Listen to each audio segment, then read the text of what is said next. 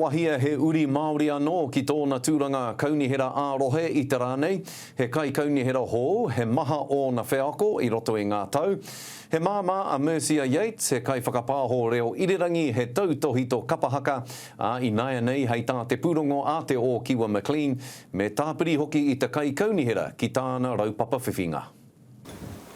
E taua ki ana hau a Mercia Yates. Wahine a kona i te kāinga tūana ki te kaunihera tauana. Kua huro te whatu manawa, kua harikoa, kua mutu te pōhiri, kua tai ki te wā hei timatai i tōku huatanga, hei māngai mo tō tātou nei hapori. Korotorua te ukai pō ki ngā mahi toi ahure anō hoki, e aro nui ana a Yates ki te whakapakaria ke i te rānai nei e toitū ai e nei mahi, haere ake nei. Kei runga ke. Kia mana tonu tō te iwi o te arawa. Ai, he mana tonu tō te iwi o te arawa. Nō reira, kāre kore moa ke tonu atu. Ko ia te kaitiaki a literacy Aotearoa mō te rohe o te Waiariki, ko te whakapakari i ngā puna mātauranga o te rohe, te pai mutunga.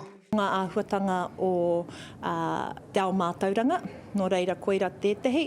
Ko tētahi atu ara e pāna ki ngā āhuatanga o tō tātou nei hapori, ara ngā tangata rawa kore, e rā momo āhuatanga, enari mā te mātauranga, ka ea, we te hio e rā momo āhuatanga. Me te aha e huro ana tōna matua kai kaunihera Maxwell kua puta anō arangi wewe hiki te anga o te kaunihera.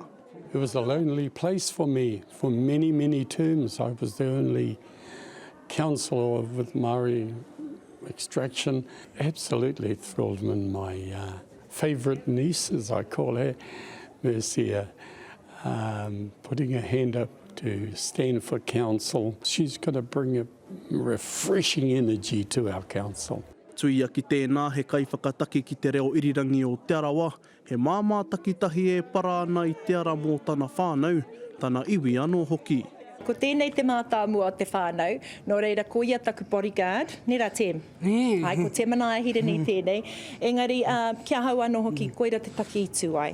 I tū ai mua ko tamariki, me ngā mokopuna kai te haere. Ka mutu koi nei te kaunihera e ki te ainga ahurea katoa, e ke ana te kōrero e kore tēnei whakaoranga e huri, ki tua o aku mokopuna. Te o Kiwa McLean, te karere.